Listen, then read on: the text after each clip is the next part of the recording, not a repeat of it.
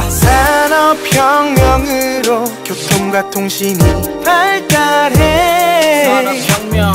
증기기관 차는 스티븐슨, 증기선은 풀턴. 산업혁명으로 교통과 통신이 발달해. 유선 전시는 모습, 전화는 베리 발명해. 안녕하세요. 열곡뮤직의 역사 선생님 고소연입니다. 오늘은 여러분들과 함께 영국에서 일어난 두 개의 아주 중요한 혁명에 대해서 공부를 할 텐데요. 하나는 영국혁명, 나머지 하나는 산업혁명입니다. 자, 일단 영국혁명부터 살펴볼 텐데요. 영국혁명이라는 명칭 가지고는 정확히 어떤 사건인지 알기가 어렵죠? 이 영국혁명 같은 경우에는 이제 유럽에서 일어나게 되는 시민혁명 중에서 이제 가장 먼저 일어났던 사건입니다. 시민혁명. 그러면 여러분들 시민혁명이라는 것에 대해서 먼저 단어 설명을 해드리도록 할게요. 시민혁명이라는 건 말 그대로 시민들이 주도해서 일어난 혁명인데요. 그러니까 뭔가 굉장히 큰 변화가 일어났다는 건데 그 변화를 시민들이 주도를 했다는 겁니다. 자, 그럼 시민들은 어떤 변화를 가져왔냐 하면 쉽게 말해서 예전의 봉건적인 체제, 그러니까 봉건적인 체제라는 건 왕이 있고 왕이 백성들을 착취하고 높은 귀족들이 낮은 신분을 착취하고 이런 것이 당연했던 사회를 말하는데요. 이 봉건적인 사회를 타파해서 뭔가 더 평등하고 우리 국민들이 주권을 갖게 되거나 자유와 평등 같은 인권을 누리게 되는 사회로 변모하는 것을 이제 시민혁명이라고 얘기를 하게 됩니다. 그런데 그 시민혁명이 영국, 미국, 프랑스 세 개 나라에서 일어나는데요. 영국에서 그 스타트를 끊기 때문에 영국혁명이 가장 중요하게 여러분들 보셔야 되는 내용이고요. 그 이후에 있었던 산업혁명에 대해서는 이따가 뒤에서 추가로 설명하도록 하겠습니다. 자, 근데 영국혁명은요. 또 이제 잘게 쪼개서 보면 두 개의 혁명으로 나뉘거든요. 그거 먼저 설명드리고 시작할게요. 영국혁명은 첫 번째로 일어났던 청교도 혁명. 그리고 잘 해결되긴 했지만 뭔가 아쉬워서 두 번째로 일어나는 명예혁명으로 나뉘게 됩니다. 청교도 혁명과 명예혁명을 합쳐서 영국혁명이라고 하게 되는데 그 시간 순서에 따라서 청교도 혁명에 대해서 먼저 보도록 할게요. 자, 여러분 일단은 청교도 혁명의 배경을 살펴볼 텐데 그 전에 여러분들 청교도가 뭐지? 라는 생각이 드실 수가 있어요. 청교도부터 먼저 설명을 드릴게요. 이게 처음 듣는 단어 같아도 여러분들 이미 배웠던 개념이거든요. 우리 종교개혁에 대해서 공부를 한 적이 있어요. 종교개혁 때 루터와 칼뱅이 자신들의 새로운 종파를 만들었었는데 이 청교도는 바로 칼뱅파입니다. 칼뱅파를 영국에서는 청교도라고 불렀던 거예요. 그러니까 이게 처음 나오는 개념이 아니구나 라는 거죠. 그렇다면 청교도 혁명은 이 칼뱅파인 청교도를 믿는 사람들이 일으킨 혁명이라는 것이 이제 느낌이 오실 겁니다. 자, 이제 청교도 혁명의 배경을 살펴볼 텐데 일단 첫 번째로는요. 그 당시 영국의 상공업과 도시가 발달을 하게 돼요. 이제 우리가 신항로 개척에 대해서 배웠잖아요. 신항로 개척으로 대서양 무역이 발전하면서 대서양 유역에 있었던 영국도 굉장히 적극적으로 무역에 진출을 하게 되고 많은 식민지를 건설을 하게 되는데 그 과정에서 당연히 상공업이 발달을 하게 되고 그 사람들은 도시에 모여 살게 되겠죠. 그러면서 새로운 계층인 시민 계급이 성장을 하게 됩니다. 이 시민 계급은요. 신분상으로는 평민에 속하지만 돈도 많이 벌었고 그 재산을 바탕으로 해서 좀 지식인 계층으로 넘어갔던 사람들이 해당이 돼요. 그러니까 자식들은 공부를 시킨다거나 변호사가 된다거나 이랬던 거죠. 그래서 이 사람들이 내가 좀 돈도 생기고 사회에 지식도 생기다 보니까 이 사회에 뭔가 좀 안 좋게 굴러가는 게 많다라는 걸 느끼게 되는 거죠. 그리고 두 번째로는요. 이거 이제 도시의 상황이었다면 농촌에서도 변화가 생기게 돼요. 농촌에서도 어떤 사람들이 굉장히 넓은 땅을 소유하게 되면서 대지주가 되는데 그런 사람들을 우리는 젠트리라고 불러요. 자, 젠트리라는 개념. 어떤 단어랑 좀 유사하죠?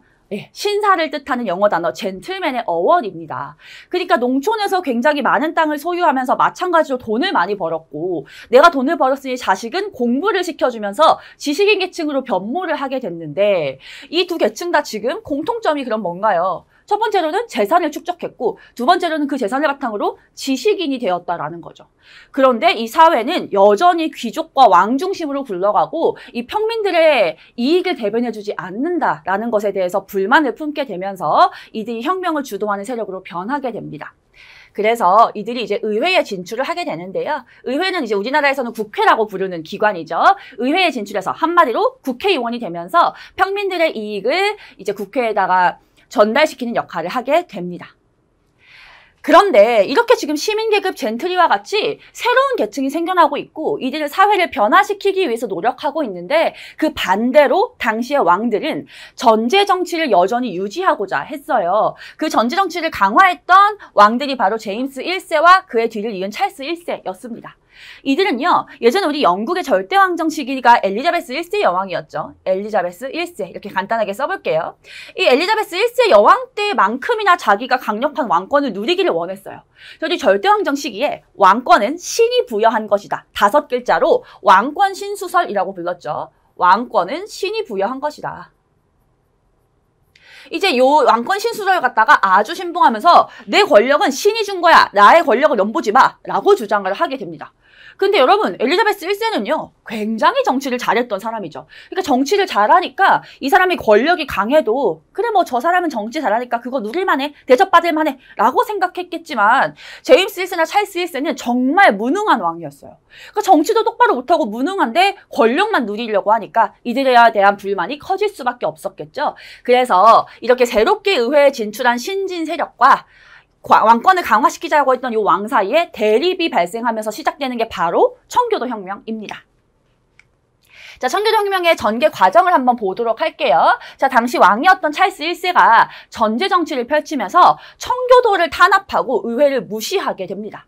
그래서 이제 청교도를 믿고 있었던 많은 의회의 이 젊은 사람들이 이 왕에게 우리의 요구를 들어달라, 우리를 무시하지 말라라고 하는 문서를 제출하게 되는데요. 그 문서의 제목이 바로 권리청원입니다. 너무너무 중요해요, 여러분들. 권리청원, 우리의 권리를 들어달라라고 제출했던 문서인 거죠. 근데 이 권리청원에서 가장 중요한 내용을 한 가지만 여러분들 기억해 주시면 되겠는데요. 쌤이 여기다가 이렇게 빼서 한번 써볼게요. 이 권리청원의 가장 중요한 내용, 의회의 승인 없이는 과세하지 말라. 요게 가장 핵심입니다. 과세라는 건 세금을 부과한다, 세금을 걷는다는 거거든요. 의회 승인 없이 왕이 함부로 세금을 걷지 말라라는 내용이 권리청원의 핵심입니다. 그러니까 이때 왕이 뭐 전쟁도 하고 싶으면 하고 자기 사치도 누리고 이러기 위해서 세금을 마구 걷었었거든요. 그래서 이제 의회에서 그걸 좀 제어하고자 제출했던 문서였는데요. 당시 왕이었던 찰스 1세가 이걸 수용을 했을까요? 수용을 합니다. 찰스 1세가 승인합니다. 뭐죠? 좋은 왕인가요? 그건 아니고요. 지금 당장 내가 세금이 필요하니까 이거를 승인을 해야겠죠. 승인해놓고 세금을 막 걷습니다. 필요한 만큼 막 걷고서 의회를 바로 해산시켜버려요. 그러니까 지금 의회가 굉장히 화가 나겠죠. 정말 단물만 쏙 빼먹고서 의회를 해산시켜버리니까 의회가 굉장히 화가 났는데 요 당시 영국은 왕이 의회를 소집하지 않으면 의회가 열리지 않는 시스템이었기 때문에 해산된 채로 유지가 된 거예요. 무려 11년이나 해산된 채로 유지가 됐습니다. 11년. 뭐 이 숫자를 외우실 필요는 없지만 지금 이제 이 강의를 보고 있는 학생들 대부분이 중학생일 텐데 이제 여러분들이 지금 이 상황에서 의회가 해산됐을 때 다시 되기까지 11년이 걸리면 여러분은 그때 20대 중반이 돼 있는 거거든요. 진짜 엄청나게 긴 시간이죠. 그런데 이제 그 11년 동안 그러면 의회 사람들은 얼마나 화가 나고 왕에 대해서 불만을 품었겠어요. 그게 이제 부글부글 끓고 있는 상태에서 11년 후에 찰스 1세가 의회를 다시 소집하게 됩니다. 다시 소집한 이유는 돈이 필요하니까요. 그때 이때 걷었던 세금을 다 썼는데 내가 또 돈이 필요하고 그러려면 세금을 걷어야 되는데 의회 승인 없이 과세하지 않겠다는 권리청원을 이제 승인했기 때문에 의회를 소집할 수밖에 없었던 거죠. 그러면 이때 의회가 호락호락하게 내 세금 걷으세요 이렇게 했겠어요? 그럴 리가 없죠. 그러니까 이제 이때부터 의회랑 왕 사이에 엄청난 갈등이 시작되는 겁니다. 그래서 이때부터 본격적으로 뭔가 혁명이라는 게 시작이 되는데 문제는 의회 내에서 의견이 갈리면서 내분이 일어나게 돼요. 의회 내에서 내분이 일어납니다. 어떤 의견 차이가 있었냐면 어떤 소수의 사람들이 이런 얘기를 해요. 야, 왕이 이딴 식으로 정치하고 자꾸 세금 걷는데 왕 필요 없지 않니? 우리 그냥 왕 없애버리자 라고 하는 아주 과격한 주장을 한 거예요. 우린 그런 사람들을 의회파라고 얘기를 합니다. 왕이 필요 없어, 왕을 없애자라고 하는 의회파와 이제 상당수 사람들 뭐 그럴 필요까지 있니? 그냥 우리 그전에 했던 것처럼 왕의 어떤 권력을 갖다가 통제만 하면 되는 거 아니야? 라고 하는 이제 왕당파 사이에서 내전이 일어나게 되는데 당연히 이제 의회파가 소수고 왕당파가 다수였기 때문에 왕당파가 이길 것이라고 생각이 되었지만 놀랍게도 의회파가 이기게 됩니다. 의회파가 이겨요. 왜냐하면 그 당시에 의회파를 이끌었던 사람이 크로멜이라는 사람인데 이 사람이 굉장히 지도력이 좋고 뭐 군사력도 좋았다라고 얘기를 하거든요. 그래서 이제 이 사람이 이끄는 의회파가 승리를 하면서 왕이 필요가 없다는 쪽으로 대세가 기울게 된 거죠. 그래서 여러분들 청교도 혁명의 결과 왕이 처형됩니다. 왕은 필요 없다가 이겼으니까 찰스 1세는 처형을 당하고요. 공화정이라는 정치체제가 수립되는데 요거 굉장히 중요하게 보셔야 됩니다. 자, 공화정이라는 건요. 왕이 없는 정치체제예요. 왕이 없고요. 그럼 국가의 대표자는 어떻게 하냐? 대표자는 국민들이 또는 뭐 국회의원이 선출하는 정치체제입니다. 가장 대표적인 공화정 국가 우리나라죠. 대통령을 뽑잖아요. 그러니까 이런 정치체제를 갖다 영국에서 수립을 하게 되는 거예요. 그러면 이제 공화정이 수립된 상태에서 대통령에 해당되는 사람이 나타나서 정치를 해야 되겠죠. 이렇게 찰스 1세가 처형된 상태에서 정권을 잡았던 게 바로 아까 의회파를 이끌었던 크로멜이에요. 크로멜이 이 공화정의 대표로서 정치를 하게 되는데 문제는 이 크로멜이 정치를 그렇게 잘하지는 못해요. 잘한 게 하나? 나머지는 다 못한 거 이렇게 생각하시면 되거든요. 그러니까 시험엔 잘한 거 하나가 나오겠죠. 그 잘한 거 하나 한번 보도록 할게요. 항해법입니다. 항해법. 뭐 별표를 좀 쳐볼게요. 중요하니까. 항해법이라는 건 뭐냐면 이제 영국이 섬나라다 보니까 해상무역에 대부분이 종사를 했거든요. 그 해상무역을 보호하는 법이었다고 생각을 하시면 되는데 쌤이 설명을 해드릴게요. 요건 약간 심한데 교과서에 설명은 나와 있긴 할 겁니다. 쌤이 지도를 그냥 대충 그려볼게요. 이게 지금 유럽이라는 대륙이고 영국은 섬나라 이렇게 있어요. 그러면 영국은 다른 나라랑 교역을 하려면 무조건 배가 오가면서 해상무역을 해야 되죠. 그래서 이제 배가 들어오는데 그 당시에 이 배를 갖다가 다른 나라에 빌려주면서 돈을 벌었던 나라가 있었어요. 그 나라가 바로 여기에 있는 네덜란드였어요. 네덜란드가 자꾸 별거 하는 것도 없는데 배만 빌려주고서 돈을 버니까 영국이 그게 이제 손해보는 거라고 생각해서 싫었던 거죠. 그래서 항해법의 내용은 뭐냐면 영국으로 들어오는 모든 배는 영국의 배이거나 영국 식민지의 배여야 된다. 그게 아닌 배는 영국으로 들어올 수 없다라고 한 거예요. 그러니까 한마디로 네덜란드 배를 빌렸어? 그럼 영국에 못 들어와. 이건 거죠. 그러니까 이제 네덜란드에 타격을 주고 영국의 무역을 보호하는 그런 법이 바로 항해법이었습니다. 그래서 항해법은 보호를 하는 무역이었기 때문에 자국민들에게 굉장히 이익이 됐고요. 대외무역이 확대되었다라고 볼 수 있습니다만 아까 말씀드렸듯이 크루멜은 요거 빼고는 다 못했어요. 자, 보시면 의회를 자기가 해산시켜버려요. 찰스 1세가 의회 해산시킨 거 열받아가지고 이러는 게 혁명이었는데 자기가 똑같이 의회를 해산을 시켜버리고 이 사람은 이제 청교도를 굉장히 믿는 사람이었는데 이 청교도 윤리를 앞세워서 굉장히 금욕적인 독재 정치를 하게 돼요. 그러니까 인간이 뭐 살다 보면은 즐거움을 추구할 수 있잖아요. 예를 들면 이때 대부분 농민들이 뭐 농사 짓고서 해지면 할 수 있는 즐거움이야 뭐 술집 가서 친구들하고 맥주 마시면서 카드 게임하고 이거밖에 없는데 그걸 전부 다 금지시켜 버리는 거예요. 그러면은 그 비는 시간에 뭐 하나요? 가서 기도나 해라 이건 거예요. 그러니까 이게 어쩌다 한 번이야 할 수 있지만 매일매일 이렇게 산다고 하면 정말 숨 막혀서 못 살겠죠. 그래서 크로멜의 시기에 오히려 뭔가 살기가 더 힘들었다. 라고 생각하는 사람들이 많아지게 되고요. 차라리 왕이 있을 때가 나았던 것 같다는 여론이 대세가 됩니다. 그래서 결국에는 이 국민의 반발 속에서 크로멜이 죽은 후에 다시 예전처럼 왕이 다스리는 왕정으로 돌아가게 돼요.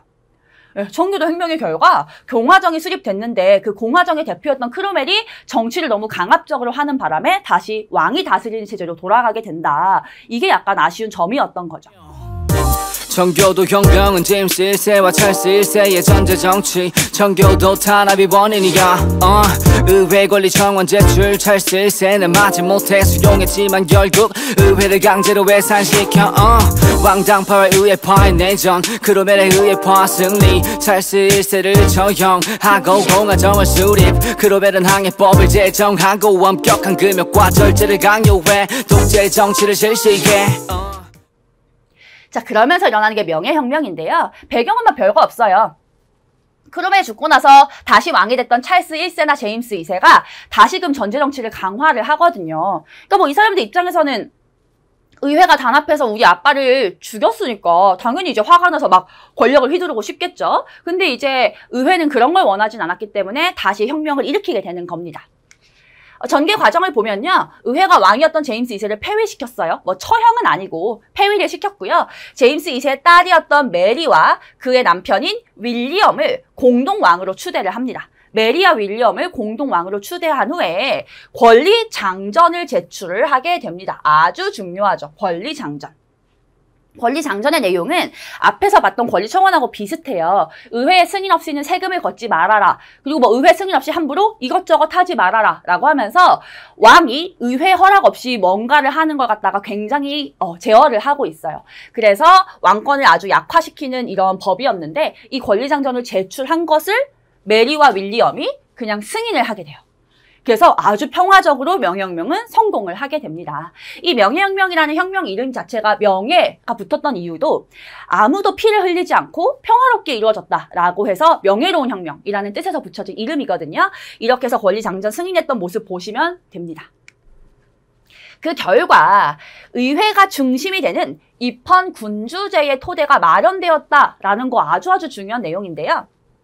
자, 아까 청교도혁명 결과는 공화정이 수립됐었죠. 공화정은 왕이 없는 정치체제였다면 입헌 군주제는 왕이 있어요. 군주가 왕이란 뜻이잖아요. 왕이 있지만 왕의 권력을 헌법에 입각해서 제약하는 겁니다. 왕이 마음대로 권력을 휘두르지 못하게 의회가 막는 것을 입헌 군주제라고 하는데요. 오늘날도 영국은 입헌 군주제 국가예요. 왕이 있지만 정치는 그 아래 총리가 하게 되거든요. 이제 이런 정치체제가 명예혁명 결과 수립된 것이었다라는 거 보시면 되겠습니다. 자, 여러분들 청교도혁명과 명예혁명은 내용상으로 그렇게 어렵지는 않은데 둘을 구분하는 작업이 조금 필요하거든요. 예를 들면 권리청원은 청교도혁명이고 권리장전은 명예혁명이다 라는 거 구분해 주시면 되고요. 청교도혁명의 결과로는 공화정이 수립되었지만 명예혁명의 결과로는 입헌 군주제가 수립되었다. 요것만 구분을 해주시면 그렇게 어려운 내용은 없을 겁니다.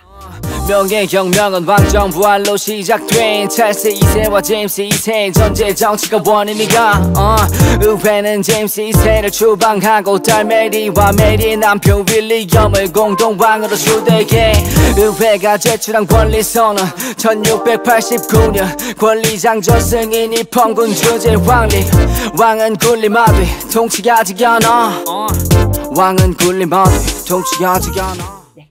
그러면 우리 권리장전을 실제로 이제 문서로 살펴보려고 하거든요. 뭐 이걸 외우실 필요는 없지만 한번 읽어보시면 나중에 문제에 나왔을 때 아 이거 권리장전이지 라고 아실 수가 있을 겁니다. 자, 1조 국왕이 의회의 동의 없이 법의 효력을 정지하거나 법의 집행을 정지하는 것은 위법이다 라고 얘기를 하고 있어요. 지금 이제 법을 갖다가 왕이 함부로 하지 못하게 막고 있죠. 4조 국왕이 의회의 승인 없이 세금을 거두는 것은 위법이다. 그래서 이제 요게 권리청원과 권리장전의 가장 핵심적인 내용이었죠. 의회 승인 없이 세금을 걷지 말라. 6조 의회의 동의 없이 평상시에 군대를 징집하고 유지하는 것은 위법이다. 그러니까 절대왕정 시기에는 왕들이 상비군이라는 것을 조직해서 왕이 원하면 언제든지 군대를 부를 수가 있었는데 그것도 이제 의회 승인 없이 할 수 없도록 막아놓은 거죠. 그래서 아주 지금 많은 권리들이 제약되고 있는 모습을 보실 수가 있습니다. 이렇게 해서 영국의 시민혁명은 끝이 났어요. 그러면 이제 이 상태에서 또 다른 영국에서 있었던 혁명을 보게 될 텐데 그게 바로 산업혁명입니다. 이것도 아주 중요한데요. 이 산업혁명이라는 것은 여러분들 흔히 말해서 농업 중심 사회에서 이제 공업 중심 사회로 변하게 되는 혁명이에요. 여러분들 지금 굉장히 발달된 과학기술을 바탕으로 해서 뭐 여러 가지 물건 편리하게 쓰고 계시잖아요. 이 산업혁명이 없었으면 지금도 농사를 짓고 살 수도 있었던 상황이거든요. 그러니까 인류 역사에 엄청 중요한 변화인데 그것이 영국에서 벌어지게 됩니다. 자, 그래서 영국에서 벌어졌던 산업혁명에 대해서 살펴볼 텐데요. 산업혁명은 몇 세기인지도 알아두셔야 돼요. 산업혁명은 18세기 후반에 영국에서 벌어지게 됩니다. 일단 요거는 기본적으로 머릿속에 담고서 시작을 하셔야 되고요. 이 산업혁명의 배경을 살펴볼 텐데요. 산업혁명의 배경이라는 건 어떤 의미냐면 왜 하필 영국이지? 라는 거예요. 왜 하필 산업혁명이 그 많고 많은 나라 중에서도 영국이었는가에 대해서 요 5가지로 살펴보게 되는 겁니다. 일단 첫 번째는 우리 아까 명예혁명 배웠죠. 명예혁명 이후로 약 100년 정도의 시기 동안 아주 정치적으로 안정되어 있었어요. 혼란스럽지가 않으니까 경제라든가 무역 이런 부분에 많이 투자를 할 수가 있었던 거죠. 정치가 혼란스러우면 이런 부분에 많이 신경을 못 썼겠죠. 그래서 이제 요 정치적인 안정이 기반이 되어 있었는데 두 번째로 그런 상황에서 농촌에서 인클로저 운동이라는 게 일어나게 됩니다. 배경에서는 요게 가장 중요하다고 볼 수가 있어요. 인클로저 운동. 인클로저 운동은 우리말로 바꾸면 울타리치기 운동이라고 얘기를 하거든요. 농촌에서 있었던 상황인데 아까 여러분 젠트리라는 개념을 배웠죠? 젠트리는 청교도혁명의 배경에서 나왔었는데 농촌에서 많은 땅을 소유하면서 지주가 된 사람들을 젠트리라고 했어요. 자, 근데 어떤 사람들이 많은 땅을 소유하게 됐다는 건 그만큼 그 땅을 잃은 사람들도 있다는 거거든요. 빈부격차가 커지는 거예요.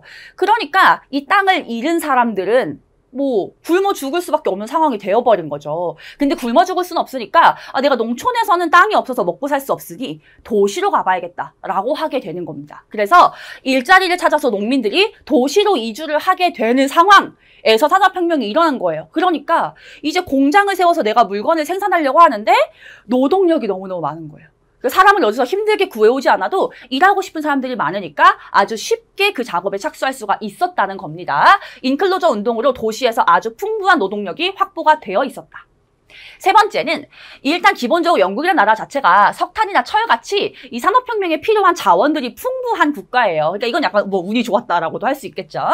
네 번째로는요. 영국은 기존부터 모직물 공업이라고 하는 공업이 발달해 있었어요. 엘리자베스 여왕 때부터였는데 이 모직물 공업은 양털을 가지고서 여러분들 겨울에 입는 니트 스웨터를 만드는 그런 공업이에요. 그게 발달되어 있었고 그거를 팔 수 있는 해외 시장도 굉장히 발달돼 있었죠. 한마디로 식민지가 많았으니까 일단 기초부터 탄탄하게 자본이 축적되어 있었다는 거죠. 모직물 공업을 바탕으로 그걸 해외에 갖다 팔면서 돈이 많이 축적되어 있는 상황이었으니까 뭔가 내가 투자하고 싶다라고 할 때 바로바로 공장을 만들 수 있는 상황이었던 겁니다. 마지막 5번째는요. 아까 얘기했듯이 식민지가 굉장히 많아요. 그러면 내가 만약에 공장을 돌려서 물건을 만들었을 때 재고가 남으면 어떡하지에 대한 고민이 해결이 돼요. 왜냐면 재고가 남으면 식민지에 팔면 되니까.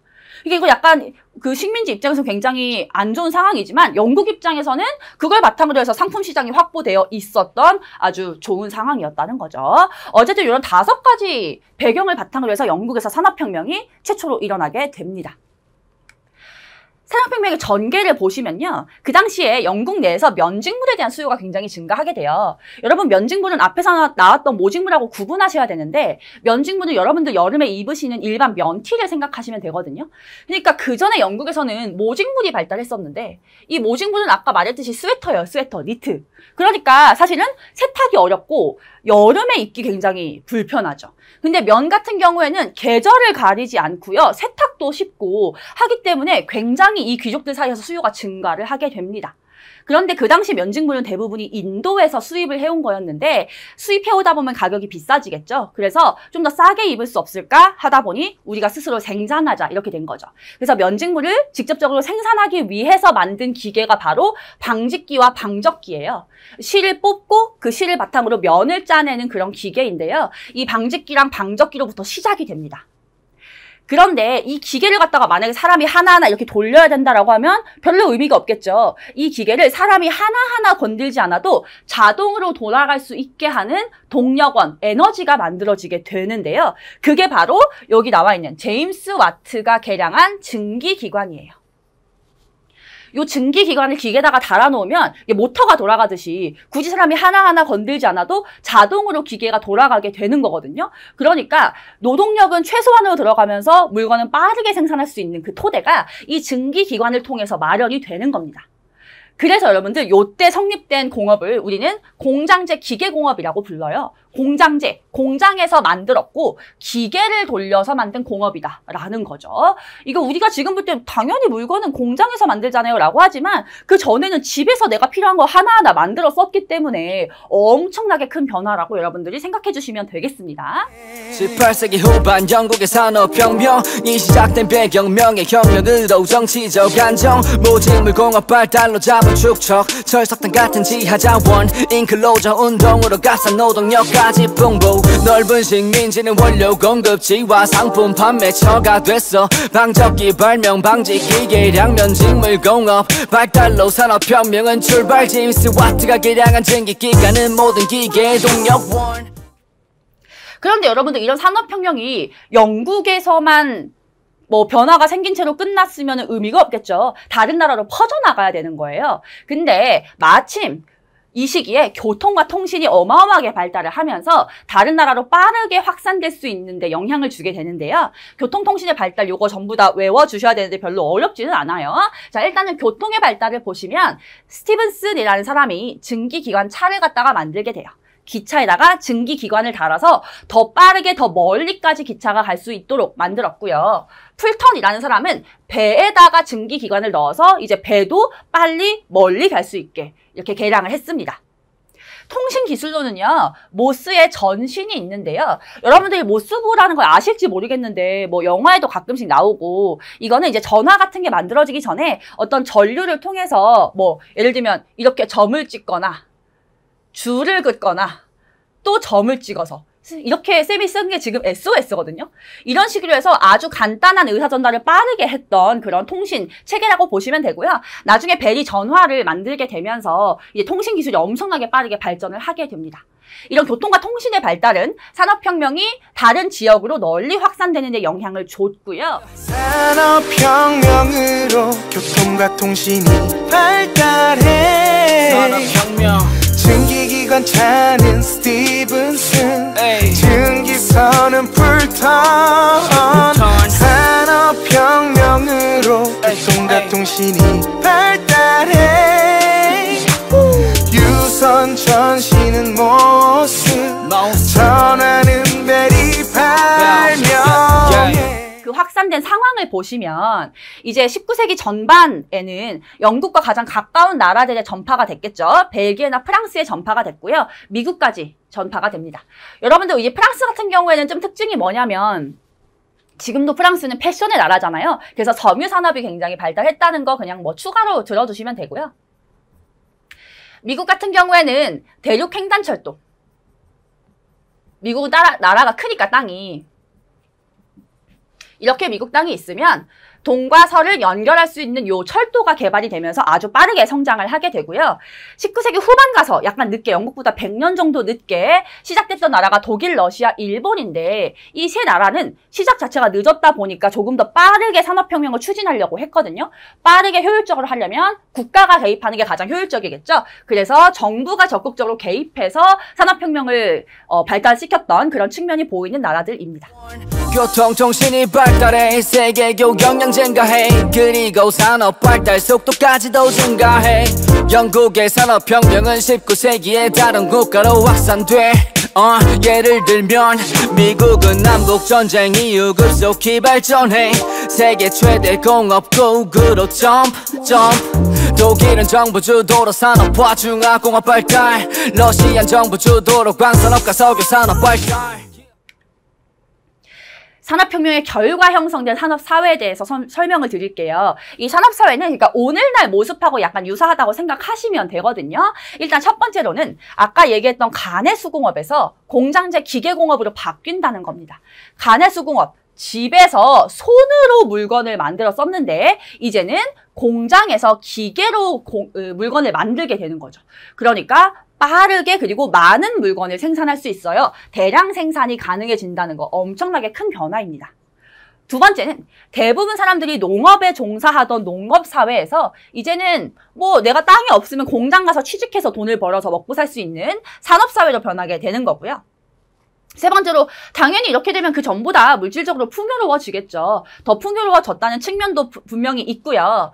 네 번째로는 이 공장지대를 중심으로 사람들이 몰려 살겠죠. 일자리를 찾아서. 그래서 도시가 성장하게 되고 그 도시의 인구가 증가하게 됩니다. 다섯 번째로는요, 자본주의 체제가 확립이 돼요. 이 자본주의라는 거 여러분들 말은 많이 들어보셨죠? 그러니까 오늘날 우리가 자본주의 사회에서 살고 있는데 이 자본이 중심이 되어서 굴러가는 사회를 뜻하는데요. 이 자본주의 체제에 영향을 주게 된 것이 바로 애덤 스미스라는 사람의 자유방임주의라는 이론이었어요. 이 자유방임주의는 이 자본주의 체제에서 시장 경제가 굴러갈 때 정부가 개입을 하지 말라는 거예요. 왜냐하면 수요와 공급, 물건을 사려는 사람과 팔려는 사람의 그런 이익이 맞는, 이해관계가 맞는 상황에 따라서 가격 같은 게 형성되고 시장이 굴러가기 때문에 정부는 개입하지 말아라 라고 하는 것이었어요. 이러한 자본주의 체제가 확립되는 것까지가 산업혁명에 미쳤던 영향이었습니다. 그런데 당연히 문제가 발생할 수밖에 없겠죠. 짧은 기간에 많은 변화가 생기면 그 문제점도 따라올 수밖에 없는 거잖아요. 그 사회 문제를 보시면 첫 번째로 도시 문제가 있습니다.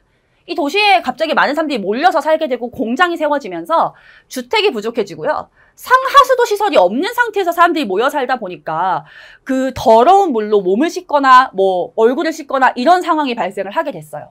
그러면 당연히 위생적으로 굉장히 안 좋은 상황이기 때문에 병이 생길 수 있겠죠. 전염병이 유행하게 되고요. 당연히 환경 문제는 따라오게 됩니다. 두 번째로는 노동 문제인데요. 자, 아까 애덤 스미스의 자유방임주의가 이런 시장 경제에 정부가 개입을 하지 말라는 거였잖아요. 그러니까 공장이 굴러갈 때 아무리 안 좋은 일이 일어나도 정부가 개입을 하지 않는 게 요 당시의 상황이었기 때문에 공장주가 아주 나쁜 사람이고 악독한 사람이면 얼마든지 노동자를 착취할 수가 있었던 거예요. 그래서 여기 보시면 열악한 근무 환경. 근데 임금은 낮고 일하는 시간은 길어요. 정말 길면 하루에 16시간부터 18시간까지 일하고 쉬는 시간도 중간에 10분 정도밖에 주지 않았대요.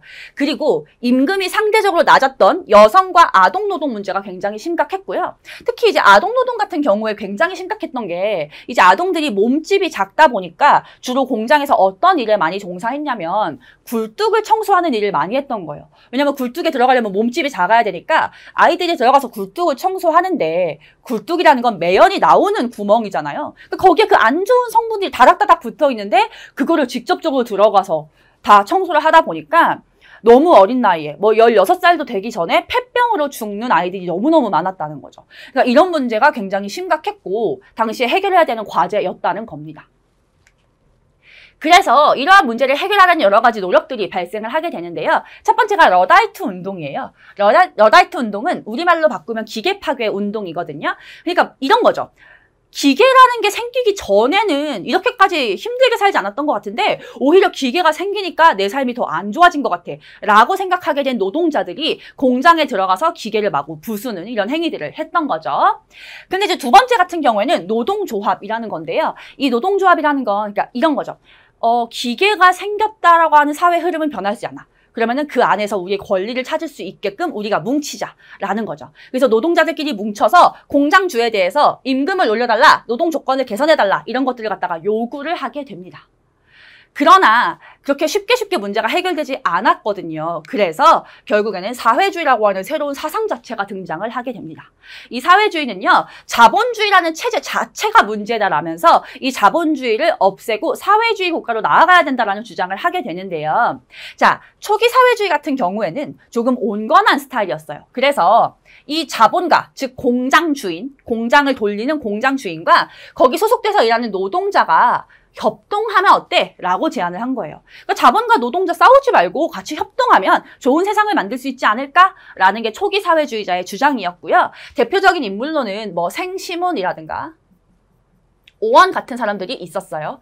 요건 이제 학교에 따라서 안 가르쳐주실 수도 있으니까 그러면 그냥 넘어가시면 됩니다. 그런데 사실 이게 가장 좋지만 누가 봐도 너무 좋은 방안이지만 약간 너무 이상적이잖아요. 자본가랑 노동자가 협동을 한다는 것 자체가 그렇게 쉽게 이루어질 수 없는 상황이었기 때문에 마르크스라는 사람이 등장을 해서 뭐라고 주장하게 되냐?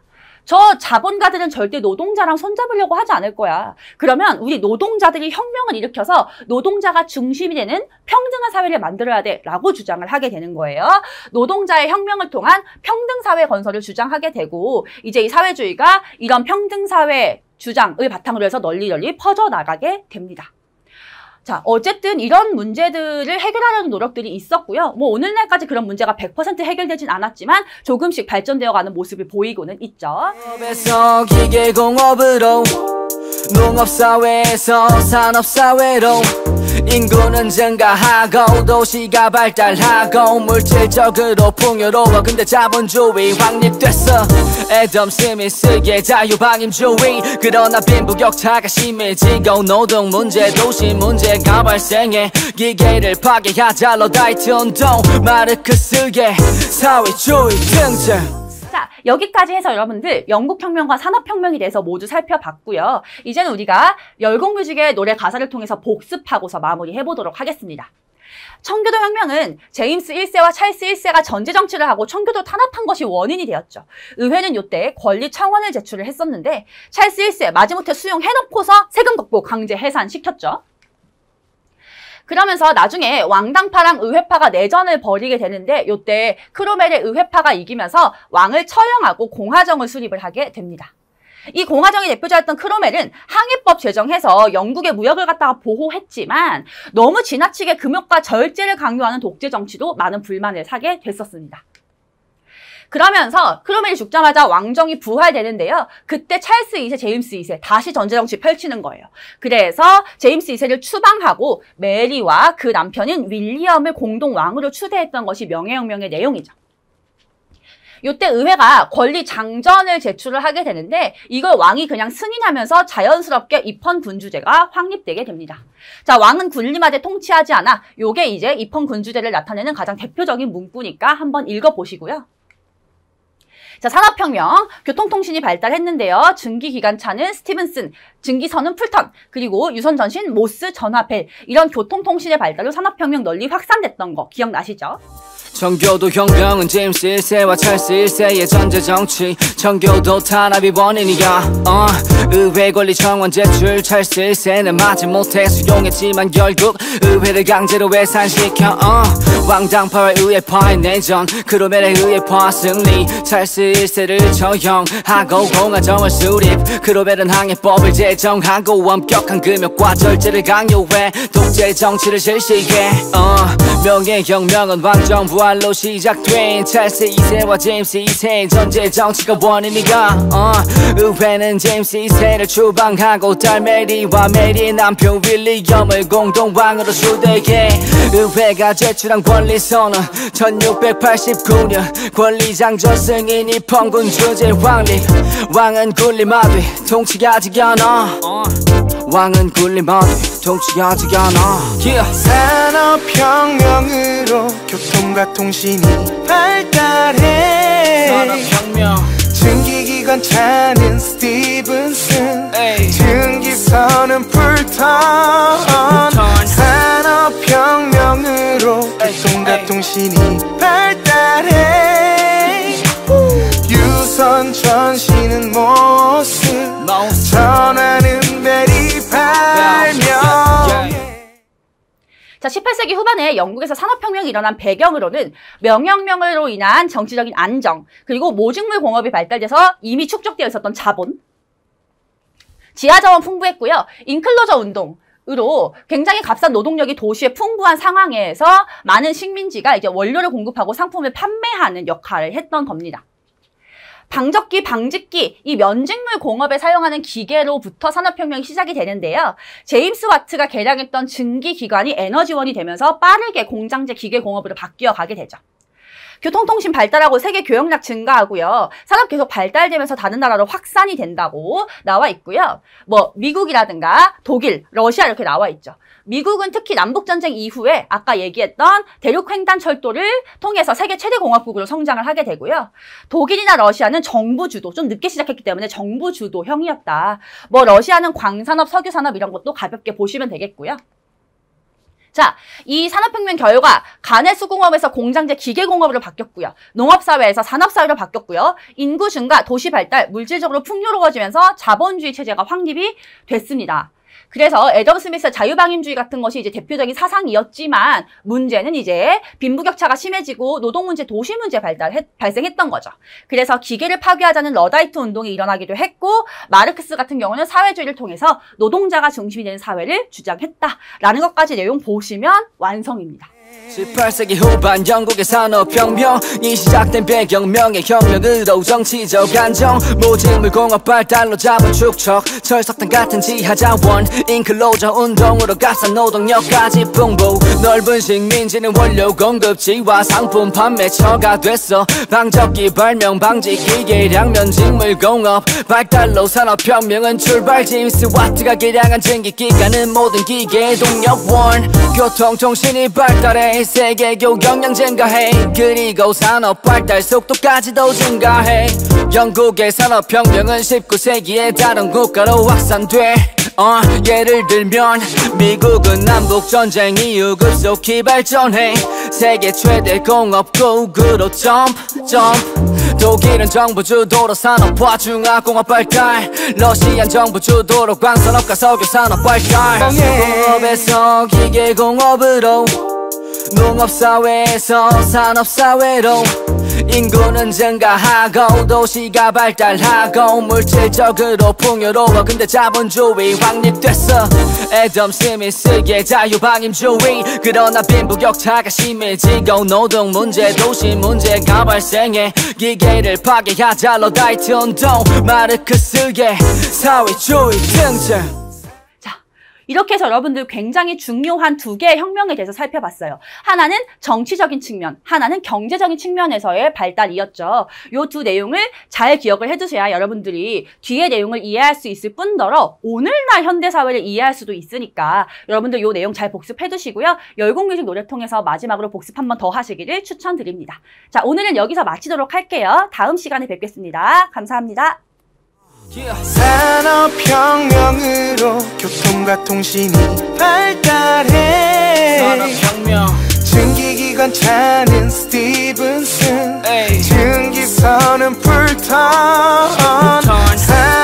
산업혁명으로 교통과 통신이